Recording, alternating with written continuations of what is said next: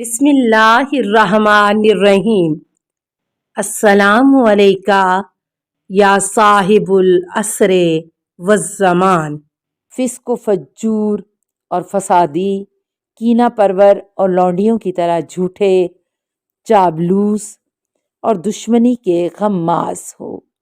تمہاری مثال کثافت، گندگی پر اگنے والے سبزے یا اس چاندی جیسی ہے جو دفن شدہ عورت کی قبر پر رکھی جائے۔ آگاہ رہو، تم نے بہت ہی برے اعمال کا ارتکاب کیا ہے جس کی وجہ سے خداوند عالم تم پر غضبناک ہے، اس کے ابدی عذاب و عتاب میں گرفتار ہو گئے۔ اب کیوں گریہ وزاری کرتے ہو؟ ہاں باخدا، البتہ تم اس کے سزاوار ہو کہ رو زیادہ اور ہنسو کم۔ تم اپنے امام علیہ السلام کے قتل میں ملوث ہو چکے ہو اور تم اس داغ کو کبھی دھو نہیں سکتے، اور بھلا تم خاتم نبوت اور معدن رسالت کے سلیل فرزند اور جوانان جنت کے سردار، جنگ میں اپنے پشت پناہ، مصیبت میں جائے پناہ، منار حجت اور عالم سنت کے قتل کے الزام سے کیوں کر بری ہو سکتے ہو؟ لعنت ہو تم پر اور ہلاکت ہے تمہارے لیے، تم نے بہت ہی برے کام کا ارتکاب کیا ہے اور آخرت کے لیے بہت برا ذخیرہ جمع کیا ہے۔ تمہاری کوشش رائے گاں ہو گئی اور تم برباد ہو گئے، تمہاری تجارت خسارے میں رہی اور تم خدا کے غضب کا شکار ہو گئے۔ تم ذلت و رسوائی میں مبتلا ہوئے۔ افسوس ہے اے اہل کوفہ تم پر، کچھ جانتے بھی ہو کہ تم نے رسول خدا صلی اللہ علیہ وآلہ وسلم کے کس جگر گوشے کو پارا پارا کر دیا، اور ان کا کون سا خون بہایا، اور ان کی کون سی ہتک حرمت کی، اور ان کی کن مستورات کو بے پردہ کیا۔ تم نے ایسے پست اعمال کا ارتکاب کیا ہے کہ آسمان گر پڑیں، زمین پھٹ جائے اور پہاڑ ریزہ ریزہ ہو جائیں۔ تم نے قتل امام علیہ السلام کا سنگین جرم کیا ہے جو وسعت میں آسمان و زمین کے برابر ہے۔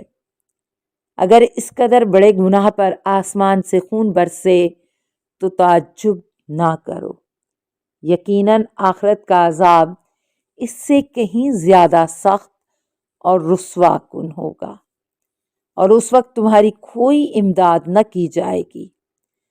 تمہیں جو مہلت ملی ہے اس سے خوش نہ ہو، کیونکہ خداوند عالم بدلہ لینے میں جلدی نہیں کرتا اور اسے انتقام کے فوت ہو جانے کا خدشہ نہیں ہے۔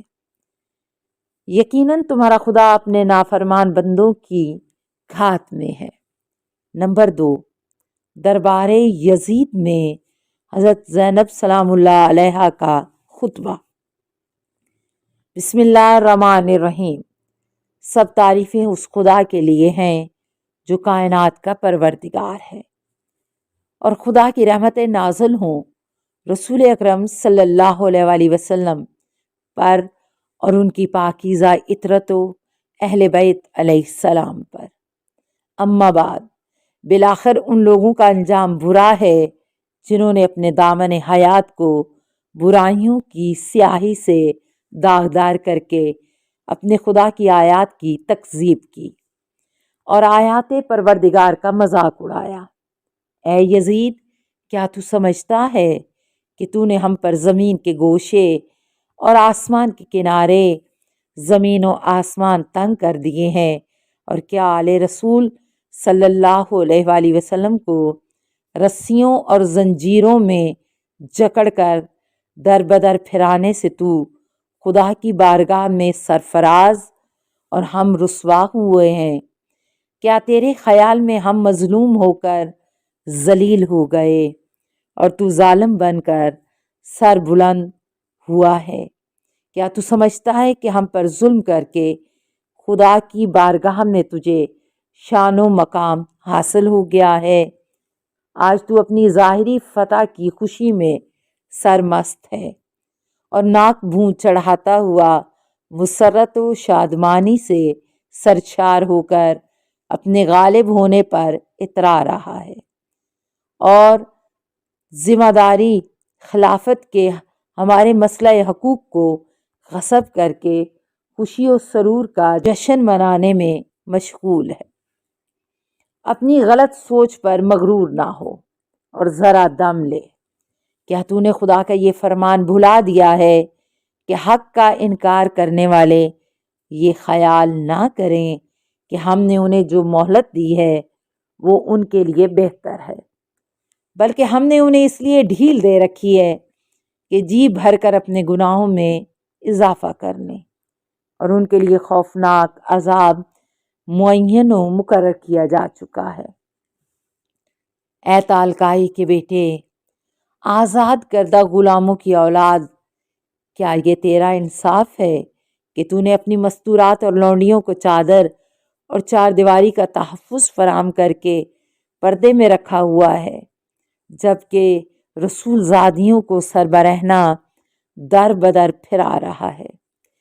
تو نے مخدرات عصمت کی چادریں لوٹ لیں اور ان کی بے حرمتی کا مرتکب ہوا۔ تیرے حکم پر اشقیاء نے رسول زادیوں کو بے نقاب کر کے شہر بشہر پھرایا۔ تیرے حکم پر دشمنان خدا اہل بیت رسول صلی اللہ علیہ وسلم کی پاک دامن مستورات کو ننگے سر لوگوں کے ہجوم میں لے آئے، اور لوگ رسول زادیوں کے کھلے سر دیکھ کر ان کا مذاق اڑا رہے ہیں، اور دور و نزدیک کے رہنے والے سب لوگ ان کی طرف نظریں اٹھا اٹھا کر دیکھ رہے ہیں۔ ہر شریف و کمینے کی نگاہیں ان پاک بیبیوں کے ننگے سروں پر جمی ہیں۔ آج رسول زادیوں کے ساتھ ہمدردی کرنے والا کوئی نہیں ہے۔ آج ان قیدی مستورات کے ساتھ ان کے مرد موجود نہیں ہیں جو ان کی سرپرستی کریں۔ آج آل محمد صلی اللہ علیہ وسلم کا معین و مددگار کوئی نہیں ہے۔ اس شخص سے بھلائی کی توقع ہی کیا ہو سکتی ہے جو اس خاندان کا چشم و چراغ ہو، جس کی بزرگ خاتون یزید کی دادی نے پاکیزہ لوگوں کے جگر چبا کر تھوک دیا، اور اس شخص سے انصاف کی کیا امید ہو سکتی ہے جس کا گوشت پوست شہیدوں کے خون سے بنا ہو؟ وہ شخص کس طرح ہم اہل بیت پر مظالم ڈھانے میں کمی کر سکتا ہے جو بغض و عداوت اور کینے سے بھرے ہوئے دل کے ساتھ ہم نے دیکھتا ہے؟ اے یزید، کیا تجھے شرم نہیں آتی کہ تو نے اتنے بڑے جرم کا ارتکاب کرنے اور اتنے بڑے گناہ کو انجام دینے کے باوجود فخر و مباحات کرتا ہوا یہ کہہ رہا ہے کہ آج اگر میرے اجداد موجود ہوتے تو ان کے دل باغ باغ ہو جاتے اور مجھے دعائیں دیتے ہوئے کہتے کہ اے یزید تیرے ہاتھ شل نہ ہوں۔ اے یزید، کیا تجھے حیا نہیں آتی کہ تو جوانان جنت کے سردار حسین ابن علی علیہ السلام کے دندان مبارک پر چھڑی مار کر ان کی بے ادبی کر رہا ہے؟ ایتھا الداعیۃ الخفیۃ السلام علیک، ایتھا التقیۃ النقیۃ السلام علیک، ایتھا الراضیۃ المرضیۃ السلام علیک، ایتھا العالمۃ غیر المعلمۃ السلام علیک، ایتھا الفاہمۃ الغیر المفہمۃ السلام علیک، ایتھا المظلومۃ السلام علیک، ایتھا المحمومۃ السلام علیک، ایتھا المغمومۃ السلام علیک، ایتھا الصدیقۃ السلام علیک، ایتھا المکروبۃ السلام علیک ایتھا المعصورۃ السلام علیک یا صاحبۃ المصیبۃ العظمیٰ السلام علیک یا زینب۔ اللہم صلی علی محمد و آل محمد